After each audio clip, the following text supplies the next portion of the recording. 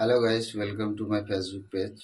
আশা করছি তোমরা অনেক ভালো হবে। তোমাদের দোয়া আশীর্বাদে আমিও ভালো আছি। আজকে আবার চলে এসেছি একটা নতুন টপিক নিয়ে, নতুন গুরুত্বপূর্ণ আপডেট নিয়ে।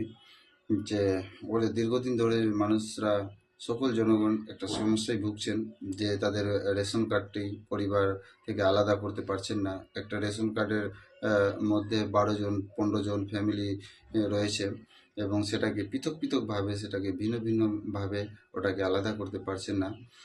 যার জন্য আমাদের ওয়েবসাইটে লঞ্চ হয়েছে, এবং আমরা খুব সহজে সেটাকে খুব তাড়াতাড়ি, খুব শীঘ্রই একদম অ্যাপ্রুভ করাতে পারছি, এবং তাদের পরিবার আলাদা করে দিতে পারছি।